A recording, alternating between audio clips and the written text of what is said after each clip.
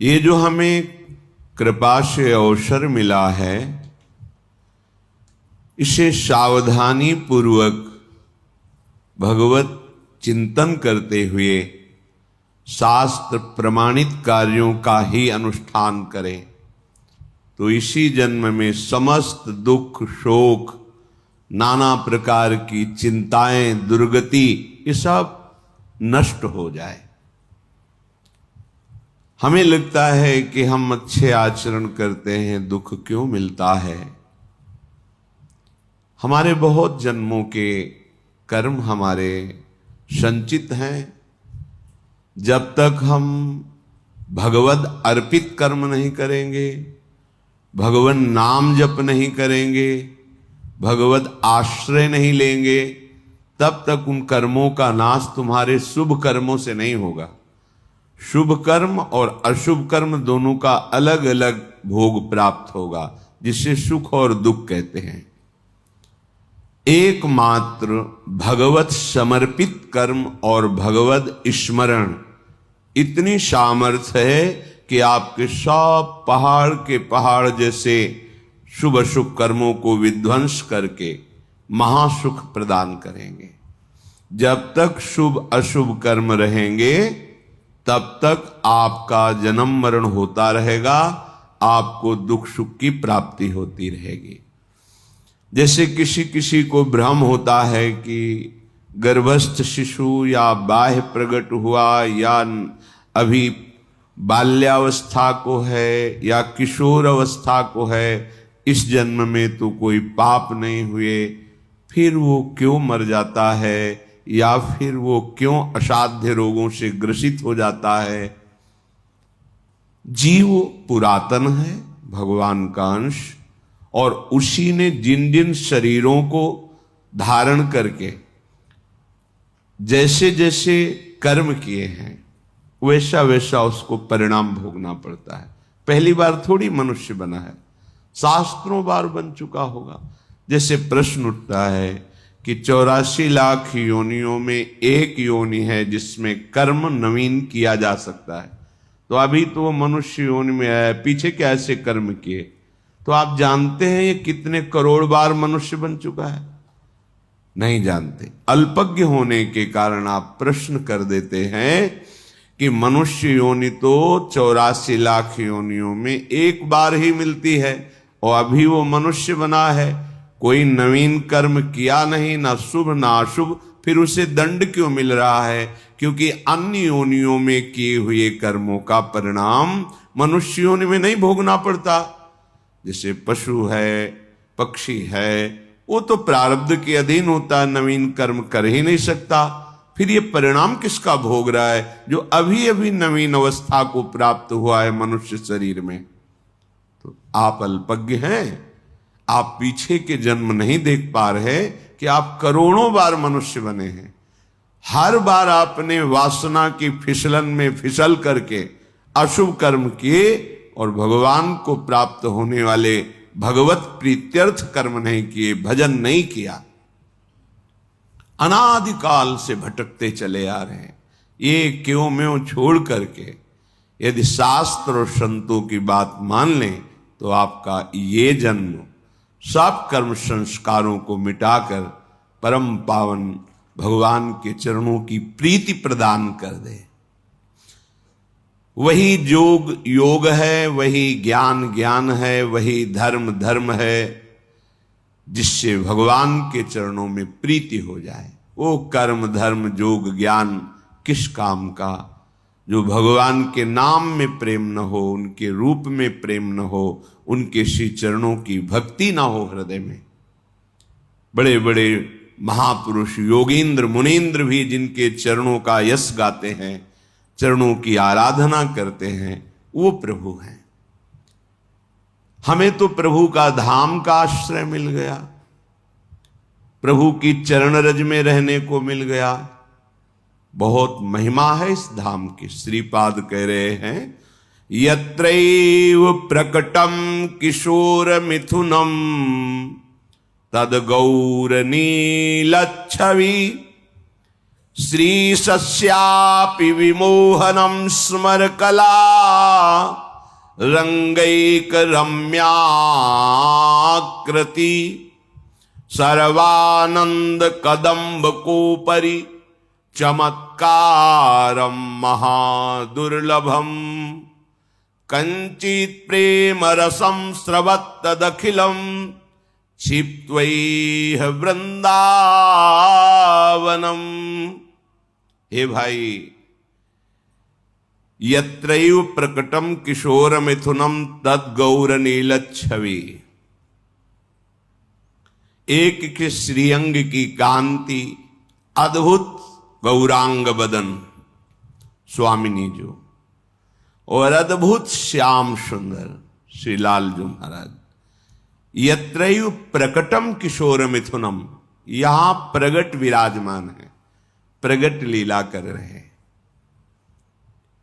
आप कहोगे हमें दिखाई नहीं देते, तो आपकी तो इतनी मलिन दृष्टि है कि आप अपने को नहीं देख पा रहे हैं। इसी घर में रहते हुए कहां आपकी दृष्टि है? आपकी तो मायामयी दृष्टि है, पार्थिव, जिसमें स्त्री पुरुष जड़ चैतन्य दोष गुण लाभ हानि सुख दुख जन्म मृत्यु, ये जो मायाकृत खेल है यही दिखाई दे रहा है। आप अपने को भी तो नहीं देख पा रहे हैं, तो अपने अंशी प्रभु को देखने की क्षमता तुम्हारे दृष्टि में कहां है? जैसे कोई प्रश्न करे कि श्रीपाद कह रहे यत्रैव प्रकटम किशोर मिथुनम तदगौर नीलच्छवि, यहां प्रगट विराजमान है, उनका महल है, वो भ्रमण करते हैं, वन विहार करते हैं, लीलारत हैं। मुझे तो कहीं नहीं दिखाई दे रहा, तुम्हें तो तुम ही नहीं दिखाई दे रहे हो। तुमने देखा अपने को? आपके पास ऐसी दृष्टि अभी नहीं है कि आप भगवद अंश अपने आप को देख लो। आप तो माया रचित दृश्य को केवल देखते हैं, शरीर और ये शरीरों के प्रकार। आपकी दृष्टि अभी उस योग्य नहीं है। उपासना से दृष्टि प्राप्त होती है। तब इन्हीन नयनन सब सुख देखें, अपनो जन्म सुफल कर लेखें। श्री ध्रुवदास जी महाराज परम रसिक। इन्हीन नयनन, इन्हीं दृष्टि में श्री जी की कृपा दृष्टि जागृत हो जाती है। तब निकस कुंज ठाढ़े भये भुजा परस्पर अंश, श्री राधा वल्लभ मुख कमल निरख नयन हरिवंश। प्रेम नेत्र प्रकाशित हो गए, मानस नेत्र प्रेममय हो गए। अब दिखाई दे रहा गौर नीलच्छवि, गौरांग बदन, अनंत बिजलियों की कांति श्री लाडलीजू, और अद्भुत लावण्य श्याम सुंदर श्री लालजू महाराज, दोनों गलबहियां दिए हुए कुंज निकुंजों में प्रगट अभी यही आज। आज अतिराजत दंपति भोर, आज।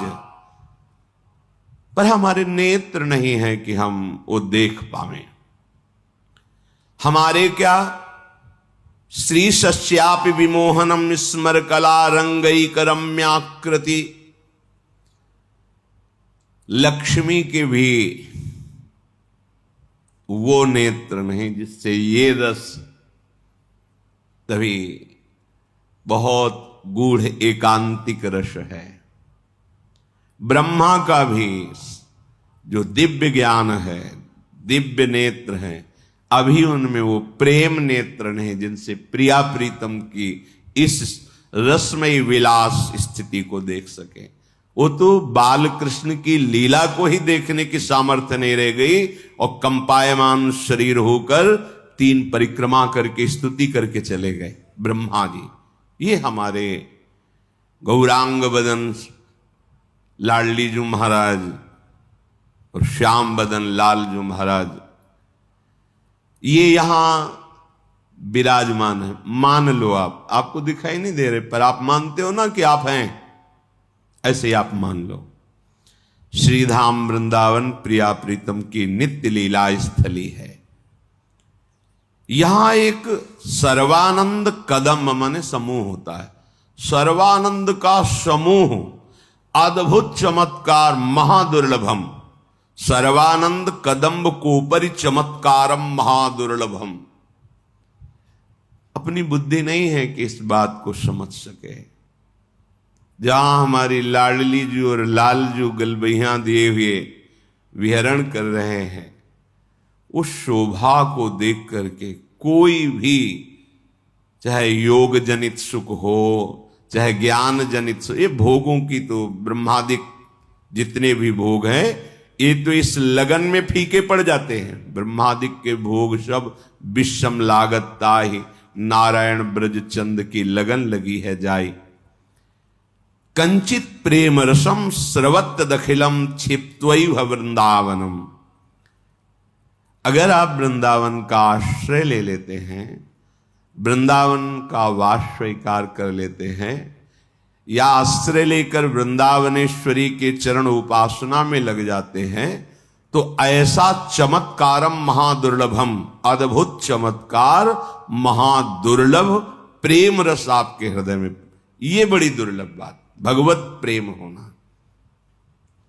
माया में ही और माया का प्रदर्शन करना है कोई चमत्कार नहीं है। नाना प्रकार की सिद्धियों के द्वारा इसी माया का ही चमत्कार तो है। माया में कई जगह शरीर एक समय में उपस्थित कर लेना, माया में मन की बात जानकर बता देना, आप कहां से आ रहे हैं, आपका नाम क्या है, आपका उद्देश्य क्या है, ये सब माया में ही तो है ना। मायातीत बुद्धि हो जाना, और उस मायातीत सुख को मोक्ष कहते हैं। और उस मोक्ष सुख का भी त्याग करके लाडली जू और लालजू के श्री चरणों का प्रेम प्राप्त हो जाना, यह अत्यंत दुर्लभ बात, अत्यंत दुर्लभ बात। यद किंचित छटा जिसके हृदय में प्रेम की पड़ी तो सब भूल गए। संन्यास रूप में श्री नारायण स्वामी जी यहां पधारे थे। श्री कृष्ण रूप माधुरी ने ऐसा बावरा कर दिया कि महाप्रेमी हो गए। विरह कमंडल कर लिए बैरागी दो नयन, बस मांगत दरस मधु करी और छके रहते दिन रैन। ऐसी अद्भुत अद्भुत स्थिति नारायण स्वामी की। एकमात्र प्रभु का चिंतन, रूप का और नाम का, सब भूल गए। ब्रह्मानंद, वेदांत दर्शन, ये प्रेम रस ऐसा है, ये जब जागृत होता है तो दुशरिया नहीं रहने देता। प्रेम गलियति साकरी तामे दो न समाए।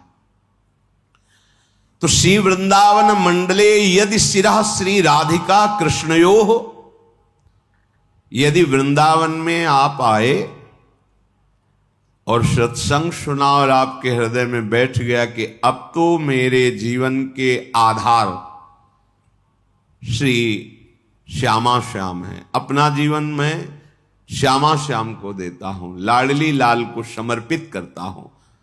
शरअर्पित करने का मतलब होता है मन वचन कर्म से उनकी शरणागति स्वीकार करना।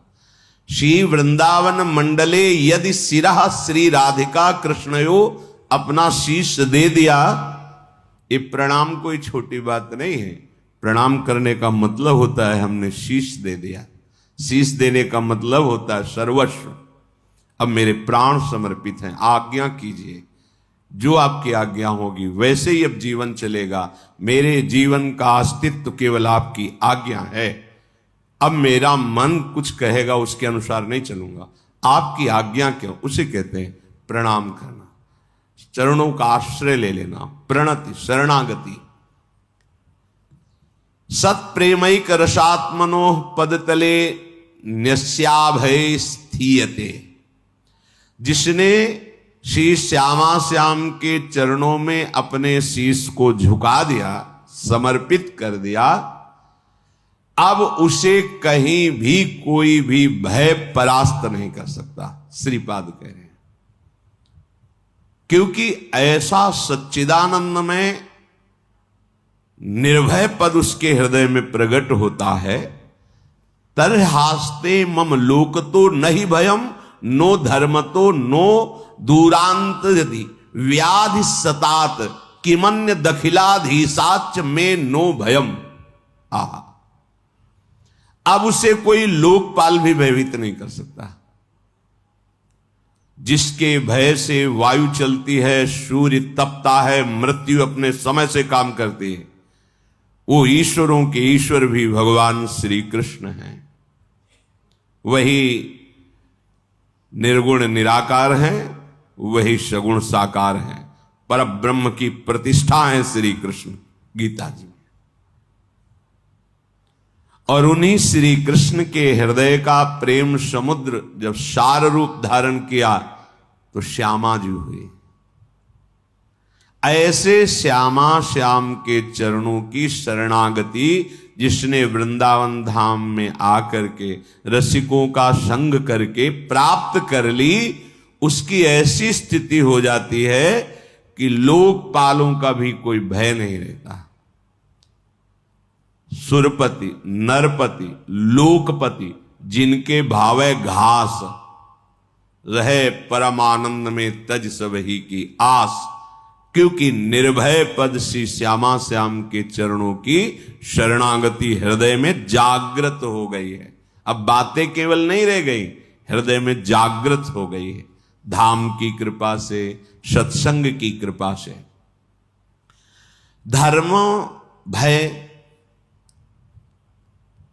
किसी भी प्रकार का अब उसे धर्म भय भी नहीं लग सकता कि मेरा कुल धर्म तो ये है, लोक में मेरा एक कर्तव्य है, ये धर्म अब भय नहीं। अपनी शरणागति के लिए भगवान श्री कृष्ण चंद्रजू गीता जी में कहते हैं, सर्व धर्मान परित्यज्य मामेकम शरणम व्रज। सारे धर्मों का मेरे चरणों में त्याग कर दो, अर्थात मेरे चरणों का आश्रय लेकर भजन करने से सब धर्मों की स्वतः पूर्ति हो जाती है। जैसे समुद्र में स्नान करने पर नर्मदा, गंगा, यमुना, जितनी नदियां हैं सबका उद्गम हो गया, क्योंकि सब नदियां अंततः समुद्र में ही विलीन होती हैं। ऐसे ही सारे धर्मों का अंततः विश्राम स्थल परम धर्म भगवान श्री कृष्ण के चरणों की शरणागति आराधना है। सर्वधर्मान परित्यज्य माम एकम शरणम व्रज। और यहां वही एक रसो यह परमानंद एक द्विधा सदा श्री राधा कृष्ण रूपाभ्याम तस्यै तस्मै नमो नमः। वही एक सच्चिदानंद प्रेम रस में डुबोने के लिए युगल रूप धारण करके रसिकों को परमानंद प्रेमानंद प्रदान करता है। तो जिसने श्यामा श्याम के चरणों का दृढ़ता पूर्वक आश्रय ले लिया, तो बोले उसको लोकपाल भी भय नहीं प्रदान कर सकते। जैसे यमराज ये भी लोकपाल हैं, वरुण ये भी लोकपाल हैं, अग्नि ये भी लोकपाल हैं, वायु ये भी ये बड़े बड़े जो लोकपाल हैं ये भी भय प्रदान नहीं कर सकते। अब उसे कोई धर्म भयभीत नहीं कर सकता कि हमारा ये जाति धर्म, कुल धर्म, ऐसा सब धर्मों की पूर्ति भगवान श्री कृष्ण के चरणों में है। इसीलिए गोकर्ण जी ने अपने पिता को जब उन्होंने हाथ जोड़कर कहा, बेटा मैं तो मोह में फंसकर पुत्र प्राप्ति को ही सर्वस्व समझता था, लेकिन इस धुंधकारी के द्वारा की हुई अत्याचार से आज समझ में आया कि ये ठीक नहीं है मोह, अब कैसे त्यागूं, कैसे भगवान को रिझाऊं। तो उन्होंने कहा धर्मम भजस्व सततम, सतत धर्म का ही भजन करना चाहिए। तो उनका वो तो कर रहा था, बोले नहीं अभी लोक धर्म का पालन कर रहे थे, परम धर्म का नहीं। इसलिए आगे लिखा त्यज लोक धर्मान, लोक धर्म का त्याग करो, परम धर्म भागवत धर्म प्रेम धर्म का भजन करो। कैसे समझो कि किसे भागवत धर्म कहते हैं, किसे प्रेम धर्म कहते हैं? बोले संतों की सेवा करो, सेवन करो भगवत प्रेमी महात्माओं का, तो पता चल जाएगा कि भागवत धर्म किसे कहते हैं, प्रेम धर्म किसे कहते हैं। धर्मम भजस्व सततम त्यज लोक धर्मान सेवन सदा साधु पुरुषां, सदा भगवत प्रेमी महात्माओं का सेवन करो। अगर आप आगे की बात नहीं समझे तो संत संग करने पर भी लाभ नहीं मिलेगा। जहि काम तृष्णाम, कामना और तृष्णा का त्याग करके संत संग करो। अगर कामना रखोगे और तृष्णा, तो संत संग का लाभ आपको अनुभव में नहीं आएगा। कामना किसे कहते हैं? देखे हुए, सुने हुए, पढ़े हुए भोगों को भोगने की इच्छा का नाम कामना है, और भोगे हुए भोगों को पुनः भोगने की इच्छा का नाम तृष्णा है। इसलिए कह रहे साधु सेवन करो, पर जही काम तृष्णाम, कामना और तृष्णा का त्याग कर भगवत प्रेमी संतों का सेवन करो। जब भगवत प्रेमी संतों का सेवन करोगे तो आप में सद्गुण जागृत होंगे। तो उसमें सावधानी ये रखना है, अन्यस्य दोष गुण चिंतनमासु मुक्त्वा, तुम्हें कहीं गुणाभिमान न हो जाए। संत संग कर रहे हो, भगवत आराधना कर रहे हो, तुम में सद्गुण व्याप्त होंगे, लोग सम्मान करेंगे, तो कहीं तुम दूसरों के दोषों का दर्शन और निंदा करना शुरू न कर देना। इसलिए सावधान रहना। लोक धर्म का त्याग करके भागवत धर्म का सेवन करो। भागवत धर्म का परिचय भगवत प्रेमी महात्माओं के संग से होता है। संग का रंग कामना और तृष्णा के त्याग से चढ़ता है, और उस रंग को संभाल सके इसलिए अन्यस्य दोष गुण चिंतन मास मुक्त्वा, दूसरे के गुण दोष का चिंतन त्याग कर दे। हमारे पास समय ही न बचे अपने भगवत चिंतन से। कभी नाम, कभी गुण, कभी लीला, कभी रूप, कभी धाम, कभी सेवा, हमारा सारा समय इसी अभ्यास में जाए। अन्यस्य दोष गुण चिंतन का तब हमें अवसर मिलता है जब हम प्राप्त दिनचर्या का प्रमाद के कारण त्याग करते हैं। अगर भगवत प्रदत्त, गुरु प्रदत्त दिनचर्या का हम ईमानदारी से पालन करें तो हमारे पास समय ही नहीं है किसी के गुण दोष देखने का। इसलिए कह रहे अन्यस्य दोष गुण चिंतन मास मुक्त्वा सेवा कथा रस महो नितराम पिबत्वम, भगवान की लीला चरित्रों का गायन, श्रवण और प्रभु के श्री अंग की सेवा। अपनी कुटिया में ठाकुर जी को विराजमान जो किए हैं वो साक्षात हैं, ऐसी भावना से उनकी सेवा में रत रहना। तो यदि आप श्यामा श्याम के चरणों की शरणागति ले ली तो अब आपको धर्म का भी भय नहीं करना कि मेरा कुल धर्म, मेरे कुल देवता, मैं एक पिता हूं, मेरा ये कर्तव्य, मैं एक पुत्र हूं, सब कर्तव्यों की पूर्ति स्वतः हो जाएगी जब आप भगवान के आश्रित हो जाओगे। तो इसका मतलब ये सब नहीं करना चाहिए, नहीं, अंतर्भाव नहीं समझ पाए। जब आप भगवान की शरण में होगे तो आपकी बुद्धि इतनी पवित्र होगी कि आप एक पिता का, एक पुत्र का, एक पति का या एक पत्नी का या अपना ऐसा महान आचरण सद्गुण प्रकाशित करेगा इस शरणागति कि सब आप पर प्रसन्न हो जाएंगे, सब आपको आशीर्वाद देंगे, ऐसे आचरण आपसे होने लगेंगे। पर आपकी रति होगी भगवान के ही चरणों में, प्रभु के नाते से ही सब कर्तव्यों का पालन होगा। तरहास्ते मम लोकतो नहीं भयम नो धर्मतो नो दूरांताधि व्याधि सतात। अगर किसी कर्म के वशीभूत होकर के हमारे शरीर में 100 भयानक रोग एक साथ पैदा हो जाएंगे तो भी मेरे हृदय में कोई चिंता नहीं रहेगी, क्योंकि हम श्यामा श्याम के शरणागत हैं। अक्षरशः सत्य है। हृदय से शरणागति स्वीकृत हो जाए तो ये बात कह रहे कि 100 यदि रोग एक साथ प्रकाशित हो जाएं इस शरीर में तो भी मेरे हृदय में कोई चिंता, कोई शोक, कोई भय नहीं होगा, क्योंकि हम प्रभु के शरणागत हैं। ऐसे अखिल ब्रह्मांडों का कोई अधिपति भी हो, जैसे अखिल ब्रह्मांडों का अधिपति काल है, समय, वो ब्रह्मा को भी खा जाता है। ब्रह्मा भी उससे भयभीत होते हैं क्योंकि उनकी भी अवधि है। अखिल ब्रह्मांडों का अधिपति भी मुझे अब भयभीत नहीं कर सकता। भगवान का ही स्वरूप है काल। समुझ जे आए शरण ते डरत ना काल डर। जो ऐसा समझ करके श्यामा श्याम के चरणों का आश्रय ले लेते वो काल से भी भयभीत नहीं होते। कैसे? देखो, मृत्यु की बात सुनकर भय लगता है, मरने से हमारा स्वभाव बन गया भयभीत होने का, और मृत्यु से तो खास डर लगता है। सच्ची मानिए, जो भक्त जन होते हैं, जिनका हृदय प्रभु को समर्पित होता है, उनके मृत्यु का समय ऐसा होता है जैसे विशाल हाथी के गले से रायबेल की माला टूट के गिर जाए। रायबेल जो श्वेत, उसको पता ही नहीं चलेगा कब छूट गया।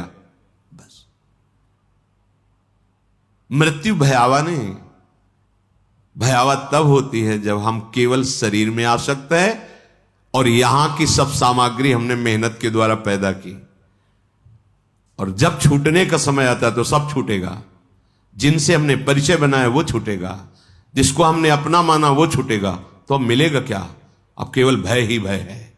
कहां जाऊंगा, कौन मेरा है, क्या होगा, ये सब मेरे तो छूट रहे हैं, अब क्या होगा? अब भय है। अगर आपने श्यामा श्याम के चरणों का आश्रय लेकर सबकी सेवा की है, तो मूल में श्यामा श्याम है, तो शरीर छूटने की बात आने पर यह बात आएगी, श्यामा श्याम है ना, हमें जाना तो उन्हीं के पास है ना। आप देख लो, वास्तविक हृदय में जब शरणागति आएगी तो मृत्यु का भय भी जाने लगता है। मरने का मतलब है अपने प्रीतम के समीप नित्य निरंतर सानिध्य में रहना। कितना आनंद का विषय। हम जिसे प्यार करते हैं, अब उसे ध्यान में नहीं, अब प्रगट में मुझे उनके समीप रहने को मिलेगा, ऐसा भाव। मरने से सब जग डरा, मेरो मन आनंद, कब मरी हो कब भेटी हो, पूरन परमानंद। तो कह रहे हैं उसे सर्व ब्रह्मांड अधिपति काल से भी भय नहीं होता। जिए काल बस ना परे। वो जीता है श्यामा श्याम में, काल के अधीन होकर नहीं जीता, क्योंकि वो श्यामा श्याम का शरणागत। तो ये तो भाई उनकी बात हुई जो वृंदावन आश्रित होकर श्यामा श्याम की तन्मयता पूर्वक उपासना कर रहे, रोज सत्संग सुन रहे, रसिकों का संग। पर हम तो दूर से आए हैं, आज ही रुकेंगे फिर चले जाएंगे, और घर गृहस्थी में इतना भजन साधन तो बनता नहीं। वहां तो सुन लिया, पर आचरण और वायुमंडल का प्रभाव हमें ऐसी स्थिति में तो रहने नहीं देता कि 100 व्याधि हो जाए, मुझे कोई चिंता ना हो, मुझे किसी धर्म की परवाह नहीं, लोकांतर के अधिपतियों का कोई डर नहीं। ऐसा तो नहीं है ना। तो हमारे लिए क्या है? तो श्रीपाद कह रहे, यत् पुष्पम घ्रातवन्तः, धन्य है, सकृदपि पवनम वा स्पृशन्तः स्वरूपम, लोकम वा लोकयन्तः, कमपि नति कृतः करहि चिद्यद्दिशेपि, यन्नामाप्येक बारं शुभमभिदधतः कीकटादौ च मृत्वा, प्राप्स्यन्ते वाञ्जसा तन्मुनिवर महितं धाम ये केचिदेव। आहा, ये धाम देगा आपको क्या? बोले यत् पुष्पम घ्रातवन्तः सकृदपि, यदि वृंदावन में प्रकट हुए पुष्प को, जो वृंदावन की भूमि में प्रकट, बड़ी महिमा, तभी कहते हैं।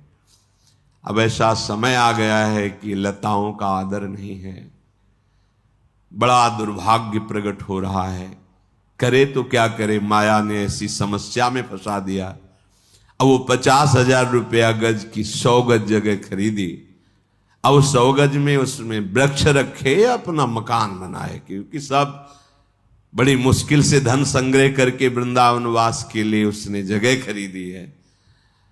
अब एक पीपल का वृक्ष, बरगद का वृक्ष, वो खुद अपना अधिकार जमा ले, अब क्या करें? ये दलीलें हमारी बुद्धि में जागृत होती है कि हम क्या करें, इतनी महंगी जगह ली, अब लता। पर हमें ये ध्यान रखना है कि कोटि ब्राह्मणों की, ब्रह्म ऋषियों की हत्या का जो फल है वो यहाँ की लता को काटने पे है। ये धाम है। यहाँ हमारे प्यारे जो लता के नीचे खेलते हैं, लता भवन सुख शीतल छहा, श्री हरिवंश रहत नित्य जहां, तहां न वैभव। हाँ, यहाँ की लताएं बड़े बड़े परमहंस महात्मा है, पर दुर्भाग्य है ऐसी माया ने बुद्धि अपने लोगों की कर दी कि कोई रास्ता ही नहीं समझ आता। अब जगह खरीदे तो उसमें लता रहने नहीं देंगे, लता नहीं रहेगी तो वहां बिल्डिंग बनाओगे तो भजन नहीं रहेगा, क्योंकि अपराध तो पहले ही कर दिया। महान वृक्षों का हनन वृंदावन के रसिकों ने जी देखा है कि ये लताएं समर्थ हैं प्रिया प्रीतम के प्रेम रस प्रदान। श्री बिहारिन देव जी महाराज स्वामी हरदास जी की कृपा पात्र जन कह रहे हैं कि प्रेम पदार्थ अति दूर है बिन से रज रूख। बिना लता का सेवन के, रज का सेवन के यहां का प्रेम नहीं समझ। जैसे बाहर से लोग बोलते थे ना, क्या क्या ये सब प्रेम, क्या क्या जानोगे, अपने को नहीं जानते, धर्म को नहीं जानते, सत्य को नहीं जानते, इंद्रियों को नहीं जानते, मन को नहीं जानते, उनको अधीन नहीं कर सकते। केवल बातें बनाने से होता। परमार्थ अध्यात्म केवल भाषण थोड़ी है, ये बातें थोड़ी हैं, ये जीवन समर्पित करके ये खेल खेला जाता है, तब कहीं कुछ समझ में आता है, वो भी गुरु कृपा से अहंकार रहित होकर पूर्ण जीवन समर्पित, एक एक सेकंड प्रयत्नशील रहकर भगवत आराधना, तब कहीं समझ में आता है।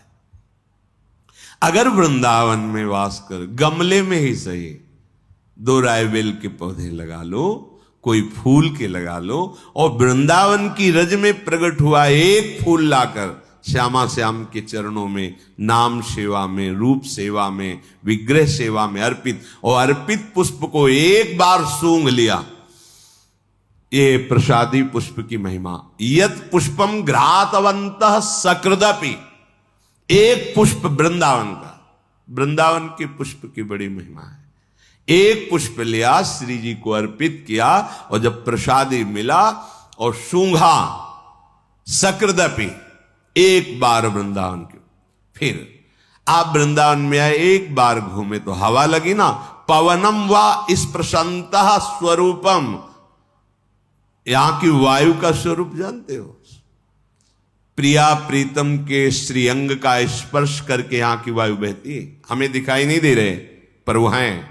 यमुना रस रानी का स्पर्श करते हुए, बिहारी बिहारिन जो का, इतने प्रेमी महाभागवतों का रज रानी का स्पर्श करके जो वायु चलती है, वह स्पर्शंता आपके शरीर को छुई ना वायु। लोकम वालोकयंतः, एक बार आपने वृंदावन का आके दर्शन किया, नतिकृतः करहिचिद यद्यशेपि, एक बार आपने किसी भी दिशा में विराजमान ठाकुर जी के दर्शन के, राधा दामोदर, राधा मदन मोहन, राधा गोविंद, राधा रमण, राधा वल्लभ, गली गली में भगवान कृपा करके हम विराजमान है। यहां कोई घर ऐसा नहीं जहां ठाकुर जी विराज, अरे परम धाम है। किसी भी दिशा में यहां केवल श्यामा श्याम ही है, वो नाम रूप कोई अलग हो, नाम रूप अलग हो तो भी। एक बार गोस्वामी श्री तुलसीदास जी को अमनिया किसी ने लाया, बोले अमनिया है, अपने ठाकुर को भोग लगा लो। बोले ब्रज यहां अमनिया है ही नहीं। क्यों? बोले यहां सब श्यामा श्याम का ही जूठन है, ये श्यामा श्याम का धाम है, यहां कोई भी अन्य नाम रूप हो, भोग लगता श्यामा श्याम का है, उनका महल है, इसके बाद सब पाओ श्यामा श्याम का ही है। गोस्वामी जी ने कहा अमनिया नहीं, या तो सब उनका है, श्यामा श्याम का है। यहां किसी भी दिशा में प्रणाम कर लिया ठाकुर जी बिना, और वो यहां से चला गया। एक बार यन्नामा पेक बारम शुभम विदधता, एक बार यहां का जय जय श्री राधे, एक बार उच्चारण किया राधा, बस। या कह रहे कि संशय मत करना मेरी बात पर, अगर वो कहीं बाहर मरता है ऐसे प्रदेशों में जो अपवित्र हैं, तो भी उसको श्रीधाम की कृपा से श्रेष्ठ मुनिगण जिनकी वंदना करते हैं ऐसे पदवी को प्राप्त होगा। इसीलिए कहा है प्राप्स्यन्ति वांजसा तनु मुनि वर महितम धाम ये केचिदेव, ये धाम देगा उसको ऐसी महिमा में पद, शरीर कहीं भी शरीर छोड़े, कि मुनिजन वंदना करते हैं जिस पद की, उस पद को धाम प्रदान करेगा। इसलिए कह दिया कि तुम इसमें संशय मत करना, क्योंकि ऐसा संशय हो सकता है। एक बार वृंदावन की प्रकट हुई भूमि में पुष्प लेकर श्यामा श्याम के चरणों में समर्पित करके सूंघ लिया, एक बार वृंदावन का दर्शन कर लिया, एक बार किसी ठाकुर को मंदिर में जो विराज प्रणाम कर लिया, एक बार यहां की वायु लग गई और एक बार यहां जय जय श्री राधा, जय जय श्री राधा, राधा राधा वल्लभ लाल की जय, जाओ। कहीं भी तुम्हारा शरीर छूटेगा तो श्रीधाम तुम्हें वो परम पद प्रदान करेगा जो मुनियों के द्वारा बंद नहीं है। अब इससे बढ़िया और बात क्या हो सकती? दो बातें हो गई। यदि आप वृंदावन का आश्रय लेकर अनन्य भाव से श्यामा श्याम की शरणागति स्वीकार करके भजन करते हो तो ना लोकपाल का भय, ना धर्म का भय, न काल का भय, न मृत्यु का भय, कोई भी भय तुम्हें भयभीत नहीं कर सकता, चाहे 100 असाध्य रोग एक साथ हो जाए। यदि आपसे ऐसा नहीं हो पाया, एक बार वृंदावन आए, दर्शन किया, एक फूल प्रसादी सूंघ लिया, आपके शरीर में वृंदावन की वायु लगी, आपने यहाँ के ठाकुर को प्रणाम किया, यहाँ के किसी जन की चरण वंदना कर ली और नाम उच्चारण किया राधा राधा, ये